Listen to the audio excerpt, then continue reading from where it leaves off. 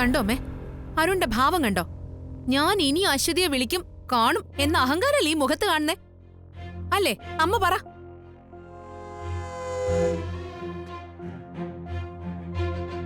അല്ലെങ്കിൽ ഇവിടെ ഇപ്പൊ ഇങ്ങനെയാ. ആ അശ്വതിയുടെ കാര്യം വരുമ്പോ ആർക്കും ഒരു മിണ്ടാട്ടൂല. എല്ലാവരും അവളുടെ സൈഡാ. എനിക്ക് മനസ്സിലാവുന്നുണ്ട്. എല്ലാം എന്റെ വിധി.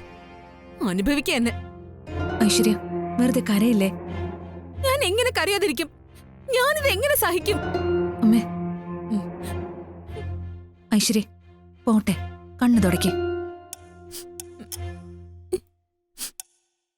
അരുൺ ജയിച്ചു എന്ന് കരുതണ്ട. അടുത്ത പണി ഞാൻ തരുന്നുണ്ട്. ചെല്ല്, മുകളിലേക്ക് ചെല്ല്, കുറച്ചു നേരം വിശ്രമിക്ക. ഇല്ല അമൃതേടത്തി, എനിക്ക് വിശ്രമിക്കാൻ പറ്റില്ല.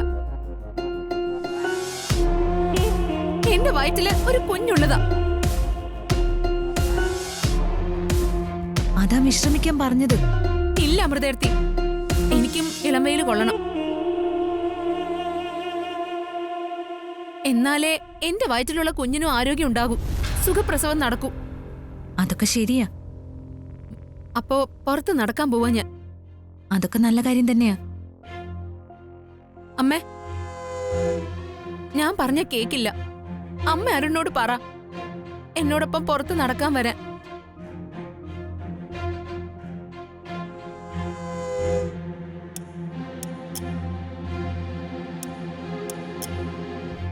അമ്മേ, അഖിയും ശ്യാമയും ഒരുമിച്ച് ഈവനിംഗ് വാക്കിന് പോകുന്നത് ഞാൻ കണ്ടു.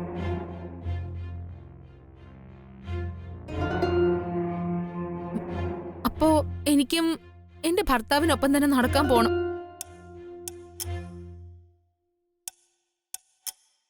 പറയമ്മേ, എന്നോടൊപ്പം വരാൻ പറയമ്മേ.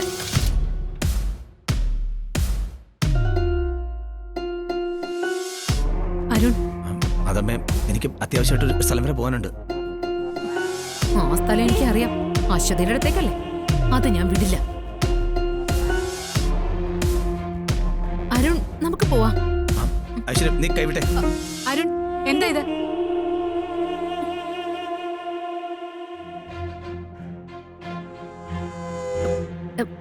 എന്റെ ദേഷ്യം എല്ലാം പോയി. ഞാനിങ്ങനെയാ. സത്യത്തിൽ ഞാനൊരു പഞ്ചപാവാ. ദേഷ്യം വന്നാ കരയും, ബഹളം വെക്കും. ആ നിമിഷം തന്നെ തിരിച്ച് സ്നേഹിക്കാനും തുടങ്ങും. അത്രയ്ക്ക് ശുദ്ധ മനസ്സ് എന്റേത്. എന്തായാലും രണ്ടാളും കൂടി ഒന്ന് നടന്നിട്ട് വാ, ഒരു ചേഞ്ചും ആവുമല്ലോ. അമ്മേ, അത് ഞാൻ...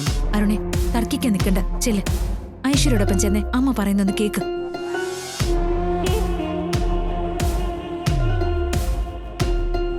അരുൺ, ഇപ്പൊ നീ ഐശ്വര്യ വിഷമിപ്പിച്ചു. ഇല്ലാന്ന് പറയരുത്. കാര്യങ്ങളൊക്കെ എനിക്ക് മനസ്സിലാവും. ഐശ്വര്യോടൊപ്പം ചെന്നേ.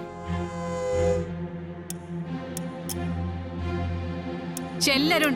വാ അരുൺ, വാ.